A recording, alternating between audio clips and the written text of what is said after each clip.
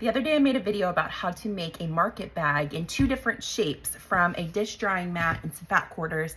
Well, a lot of you asked about the watermelon bag, which was the more horizontally shaped one, and how to make it. And the truth is, you're making it pretty much exactly the way that you would make the tall one that I showed in the video. But with all those questions, I still wanted to give you a chance to have a slow, easy tutorial. So we're just gonna sew this bag in real time. I'm gonna edit this very minimally. I just want you to sew with me in real time. So if you wanna turn this on and enjoy the ride, or if you just wanna sit and watch it, that's fine. So we're gonna start with 2 dish drying mats from the Dollar Tree. You also get to see if my hair dries by the time we finish this video. You can get these in a bunch of different places in the Dollar Tree. Sometimes they're up front in the seasonal area. That's where you'll find kind of the fun ones that are, summery or springy or whatever season we're walking into. And they also have them in the kitchen section if you wanted something that was more solid colored. They have brown and blue and some red ones that are cute. This bag comes together really easily. So you got your 2 dish drying mats. If you want to take off that little tag, you can. And we have 2 fat quarters that are also from the Dollar Tree. And I just picked ones up that were similar. I made a project out of this yesterday. It was a travel roll-up for when you need to put your toothbrushes and stuff in something. If you want to make that, it's even easier than this. You should give it a try. So the first thing we're gonna do is iron our fat quarters. So I'm gonna try and be sort of careful how I cut these, because for the original one, I used headbands from the Dollar Tree, but I couldn't find any that matched this color scheme. So I'm just gonna fly by the seat of my pants on this, and we'll figure out how to make some straps. How about that? Isn't that what sewing sometimes is just figuring it out as you go. So we're just gonna press these fat quarters out. And the reason that it's important to iron your fabric before sewing it is your measurements are a lot more precise when you are sewing something that has been pressed, because if it has creases and wrinkles in it, you're not getting the actual shape cut that you want a lot of times, and that can really cause problems later in your project. I also find ironing very calming. I probably don't iron the way that you're supposed to. I know quilters press things, they press it, but I don't like doing that, so I don't. First things first. Let's see how long, yeah, this is perfect. We're gonna cut our fat quarter out to be the same size as our dish drying mat. Now I'm using my rotary cutter. I got this from Sewing Parts Online. It's the Creative Grids rotary cutter. Highly recommend. It cuts like a dream. It's a wonderful tool. And I use it on my cutting mat. So there we go. And I've got all this left over that I can dream up some sort of strap situation. Cut that one out as well.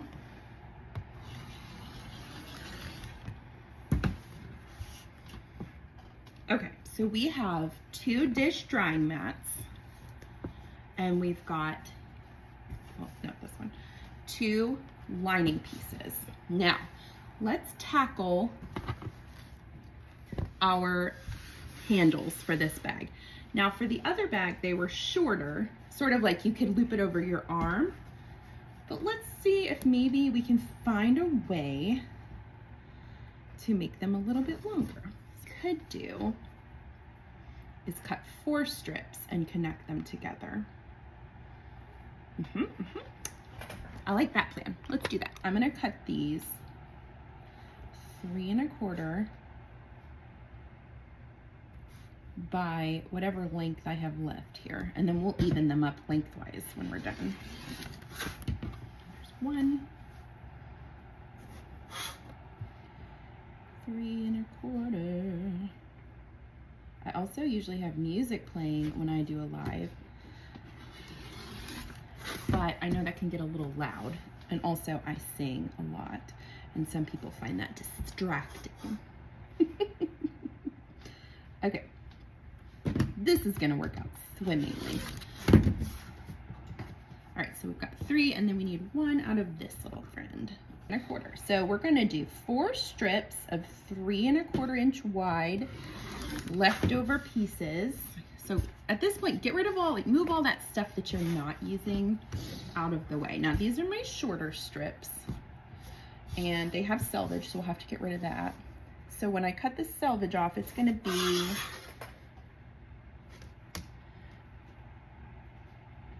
it's gonna be 18 inches. I think that'll be good.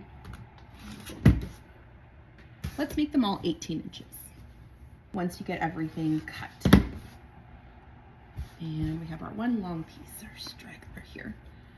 Now, here's what we're gonna do.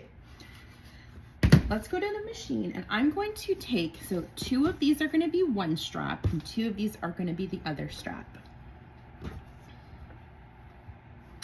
And I'm gonna make them long. So I'm gonna attach them at the short ends. I'm gonna put them pretty sides together, match my short ends, and I'm gonna sew, let's do a 1/4 inch seam allowance for this project. That sounds good. I've got gray thread loaded. You could do black, you could do yellow for this fun fabric. You can literally do whatever color you want because it's your life. Okay. So I'm gonna sew this down the short end, pretty sides touching, at a 1/4 inch seam allowance.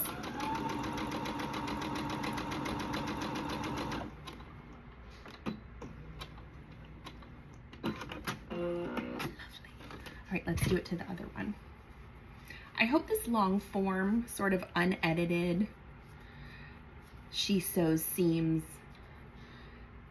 unedited, unabridged sewing tutorial is helpful to you. I know it would have been helpful to me when I was learning to sew. Now, luckily I got to do home ec class with my wonderful teacher who I still keep in touch with, and sometimes she shows up on my Facebook posts and I feel like $1,000,000 when she posts some comments on my things. But that's how I learned to sew. So maybe you're just learning how to sew at home, or you just saw one of these videos by one of these wonderful creators on here and you're like, I wanna do that. So this is for you. This is just, let's go slow. Let's just have a nice leisurely day and we'll sew something together. So we've got these long pieces. The next step is we are gonna take these over to the ironing board. I'm gonna press out this little seam and then we'll do some folding to make this actually kind of look like a handle. Let's go. So I'm going to press this little seam out. And it doesn't hurt to just go ahead and press your handle. Now, if you look at this, this is gonna be the like height of your handle, and I think that's pretty good. Now we are gonna fold it so it will be a little narrower. Now, if you want wider handles, you could buy an extra fat quarter and completely do this however wide you want. I'm just trying to be resourceful with what I've got. So far, this project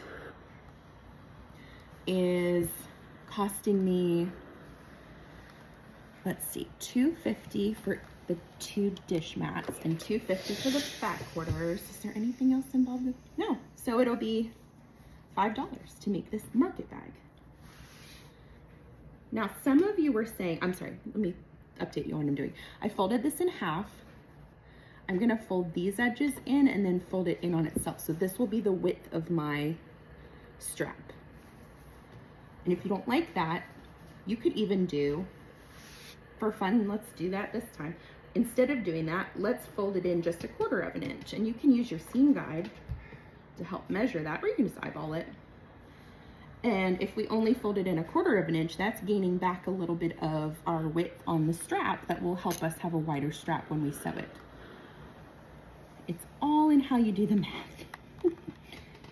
Now this way is a little bit trickier because you are not lining it up with the center seam. So if you're not lining it up with the center seam, you're kind of needing to use either a seam gauge or if you're sort of seasoned at 1/4 inch measurement, then maybe you don't need that. I'm just sort of eyeballing it. Remember too, guys, nothing has to be perfect. It just has to be usable. So fold that over, match up those folded edges, and let's give it one more press, trying to keep those as even as possible because our next step is to take this over to the sewing machine, and we're going to sew a top stitch down both sides, which will secure the strap together, and it's gonna look pretty. I'm glad I did this a little bit wider. I thought that was maybe just a little too narrow for me.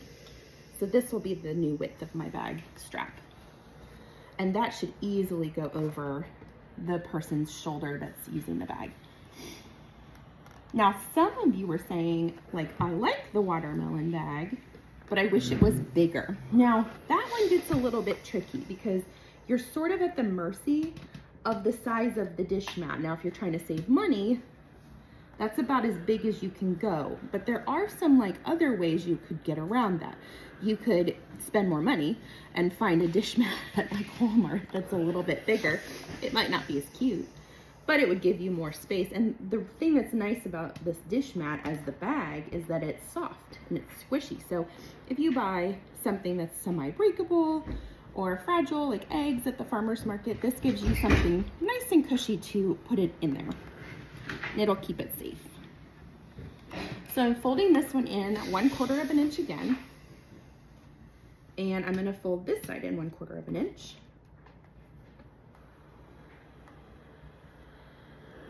And then we'll fold it over on itself, and I will take you back to the machine and we'll top stitch it. When I top stitch something like a strap, I like to start on the side that's already folded, and then I'll do this side second.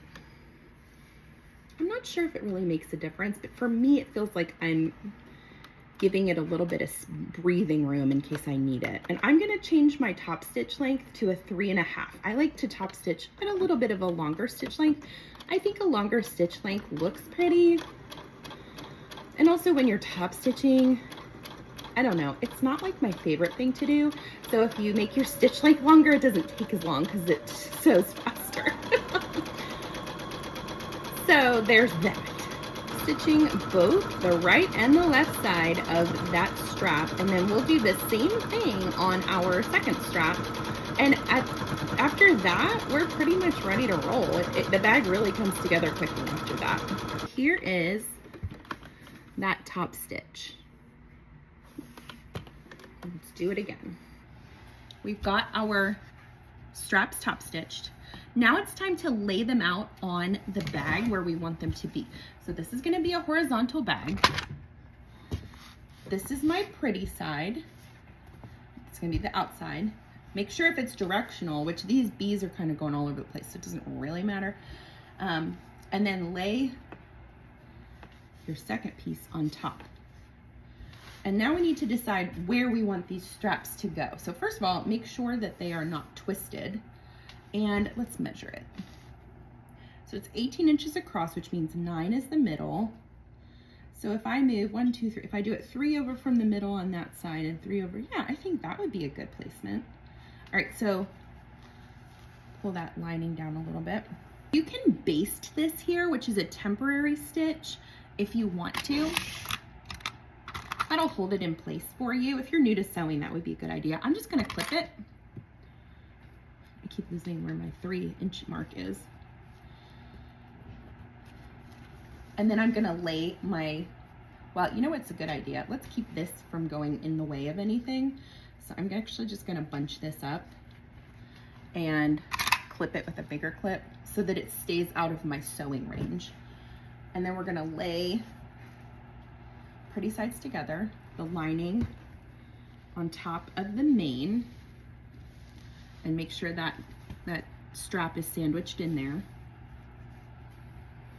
And I'm just gonna sew across this top piece with a 1/4 inch, or you could do 1/2 inch if that makes you feel better, seam allowance. Now before I go over here, I'm gonna go ahead and mop this one up too so it's ready to go. So let's find the middle again, 9 inches. Untwist this guy. 1, 2, 3. These sewing clips are amazing. 1, 2, 3. Make sure there's no twists. And lay your pretty, oh, pin these up. Get these little friends out of the way. Bye-bye, little strap. We'll see you in a minute. and lay your lining on top. Perfect. Okay, let's sew this together. Make sure you always start with a back stitch. That's gonna lock your stitches in. We don't want them to unravel. That makes sewing the project a lot harder. And just take your time, okay? Make sure everything stays nice and flat. Make sure you're catching those straps in your seam. Yep, very good. And keep going. This is a very, very beginner-friendly project, and bonus, you're spending $5 on materials. So crafting can feel, I think sewing in general, and crafting in any aspect, can feel expensive because you need all this stuff, especially with sewing in a machine, clips, pins, scissors, thread. It can feel really overwhelming. So that's why I created this series, is I want you to be able to walk into a place like the Dollar Tree with only a few dollars in your pocket, come out with the materials that you need to make something that you feel really good about. That's what it's all about. That's how you become passionate about something, is when you succeed in it. So that's what this is for. So when you open it up, you'll see your straps are sticking out where they should, and you've got your two pieces put together. Let's repeat that process on the second piece.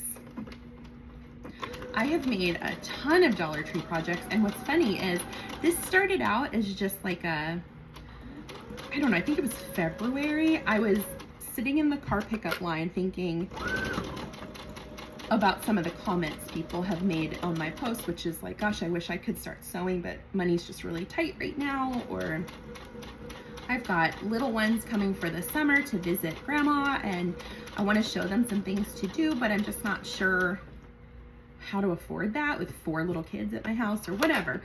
So I got to thinking, like, where's a place where we could find products and items that were not too expensive, that you wouldn't feel terrible if they didn't turn out perfectly, and get some practice with sewing. So Dollar Tree popped into my head because I was thinking about a place that a lot of people have in their community, and my father-in-law lives in a pretty far out rural town, and they have a Dollar Tree. So I thought, well, if they do, surely lots of other places do. So there's your other piece. And we are gonna fold this down. I'm not gonna top stitch this right now. We'll do that in a few minutes, but first I wanna box our corners. So let's go back to the cutting board, and I'm gonna show you how to do that. When I say box your corners, that means we're gonna cut a square out of the corner. And I'm gonna line these up so I don't have to do a bunch of cuts. I'm gonna line my 2 pieces up. Now, if you top stitch this, this would be easier, but we can do, if you top stitch before you're supposed to, it makes the bag look a little strange. So I'm just making sure that these are lined up exactly. Now, however big you make this square is however squat your bag is going to be. Like, the bigger the square, the shorter your bag will be. I think for this bag, I'm gonna do,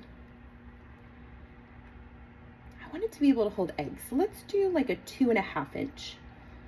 That sort of feels like non-committal. Like, I don't quite want to do 2 inches, and I don't quite want to do 3. So we'll do 2.5. And just cut your square out. If the rotary cutter stresses you out, you can draw these squares on with a marking pen or a pencil and cut them out with your scissors. It's totally fine. Rotary cutters take a little bit of practice, so don't feel bad if that's not something you're comfortable with just yet.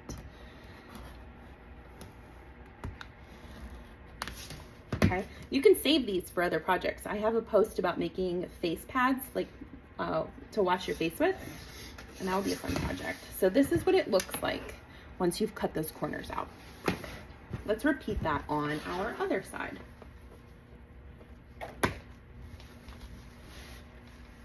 Make sure this is out of the way.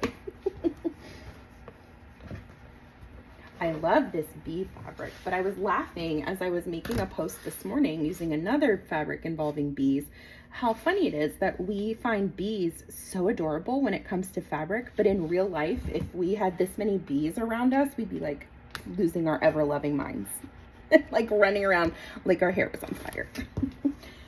Bees, what a mystery. Okay, 2.5 inches over here. And again, you can do this however you want. This is your life. You get to choose. Try not to cut too far into this like corner part though, because you do need to sew that. Okay, y'all, we're almost done. Stick with me. Open up one of your pieces. Make sure this is kind of stuck in the middle because we don't want that in the way. And you're gonna lay your other piece pretty sides together right on top. Now the first thing I like to match up when I am sewing something like a perimeter is the parts where all my seams are matching up. So that's the first thing that I will be clipping.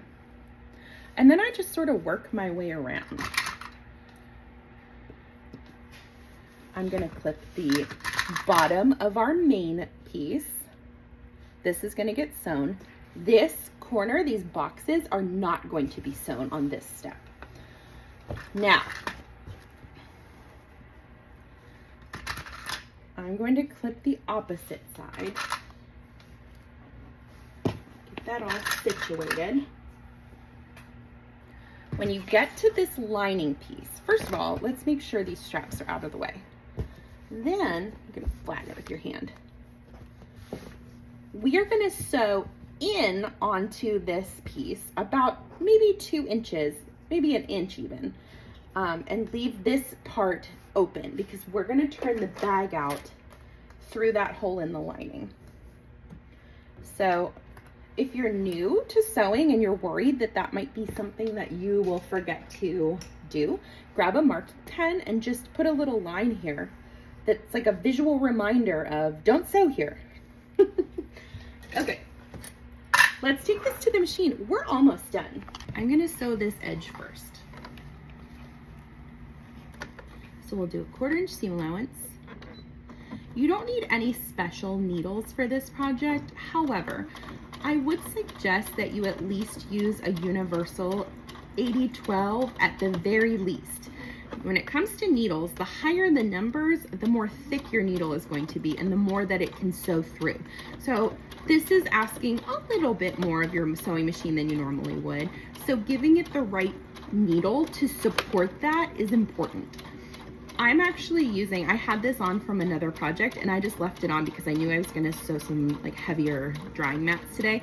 This is a 116 jeans needle, which is a little bit of overkill for this project, but since it was already on the machine, I felt like it was a good option.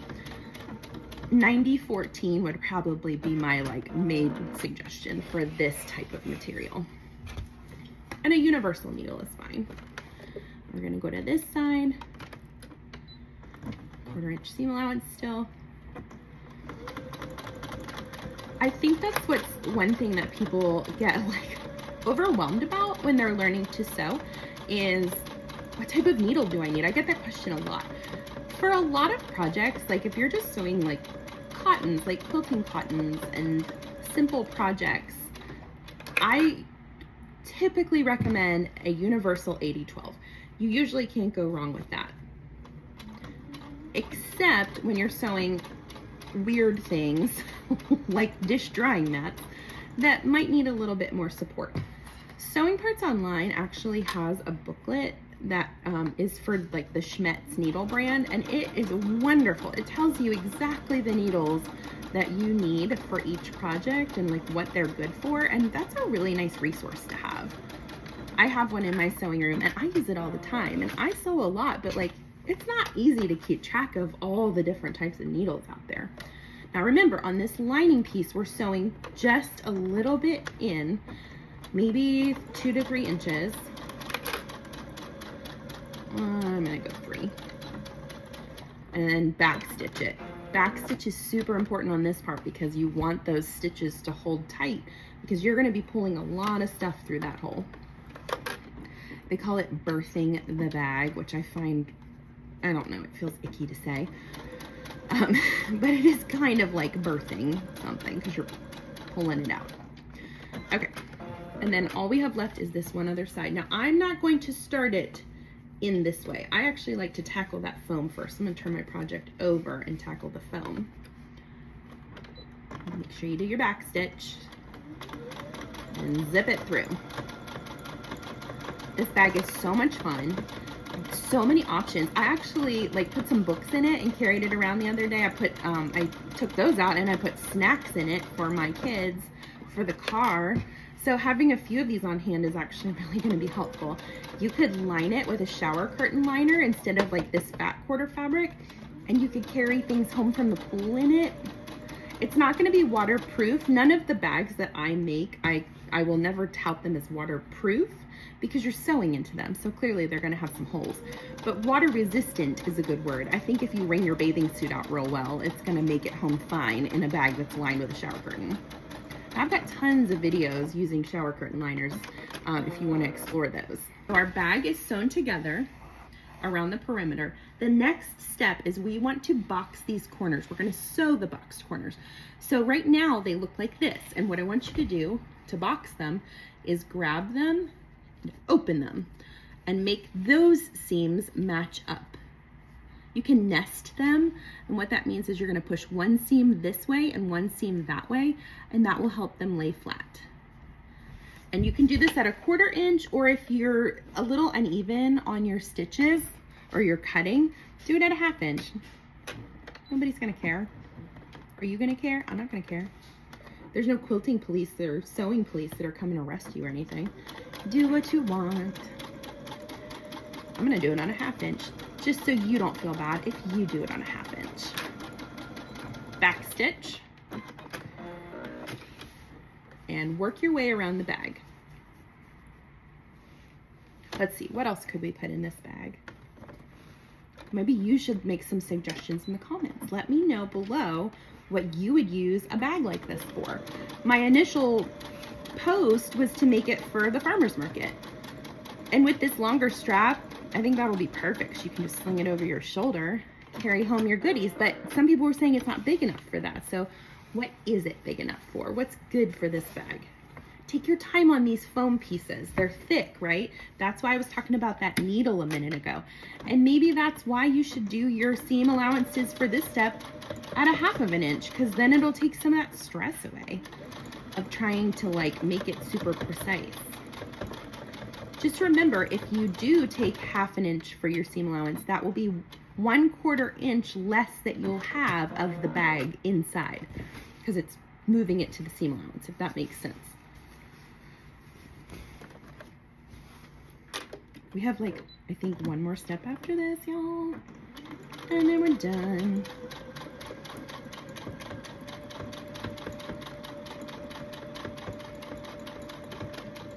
You can make these for friends.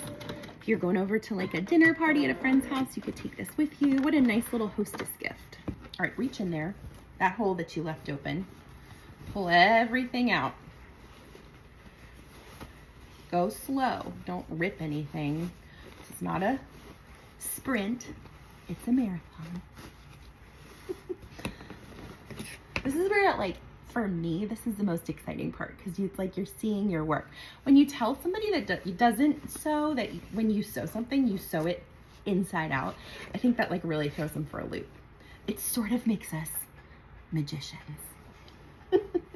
Poke those boxed corners out. You can remove your clips now that we're holding your straps in place, because we don't have to do that anymore.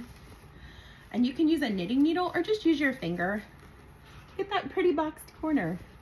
That's going to give you lots of room in this bag to hold all kinds of goodies. This is a good time to check all of your seams and make sure that you caught everything that you wanted to in your seam allowance, because now is the time to fix it. So let's take that hole and we're just going to do an edge stitch. What's an edge stitch, you say? It's a stitch that's very, very close to the edge of your fabric. Maybe 1/8 inch away, whatever you're comfortable with. It's all relative. An edge stitch is what you make it. Bottom line, close up the hole. All right, let me get this laying in here. If you want to clip this, it might help you. I like to just sort of work it back in as I go, like folding those pieces in. Just make sure that they're in the seam, because we don't want any raw edges. That is the purpose of sewing, is to get rid of all the raw edges of your fabric. to create something that is professional looking and finished well. Raw edges fray and they go all over the place, and we don't want that. Do you hear that pedal hit the metal there? Just call me Leadfoot Chelsea. All right, back stitch at the end, and let's push this. You can trim these little, gosh, this is the first time I've used scissors on this part. Isn't that crazy? Okay, let's trim our little threads here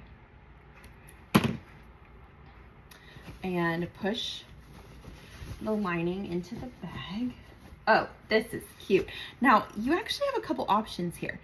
You could roll this down completely hidden and top stitch it that way, but this bag actually sort of like with the foam automatically pushes this little tiny lip up, which is kind of cute.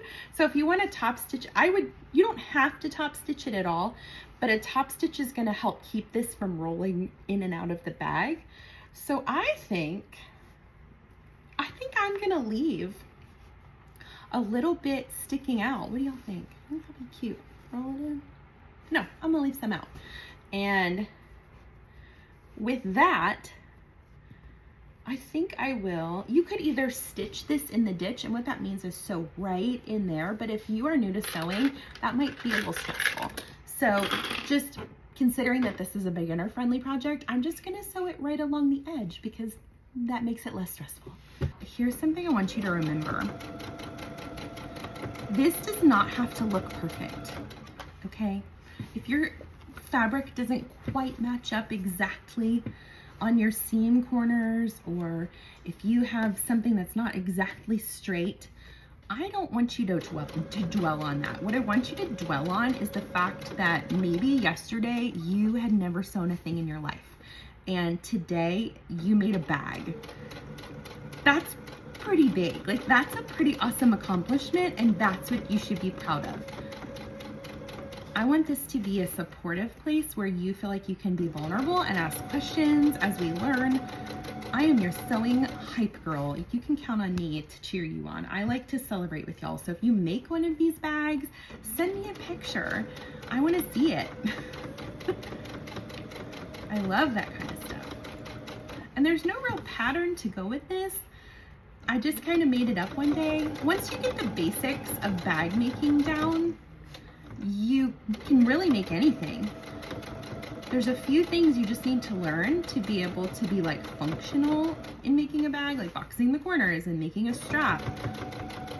The more practice, the better you'll get. All right, we're almost done.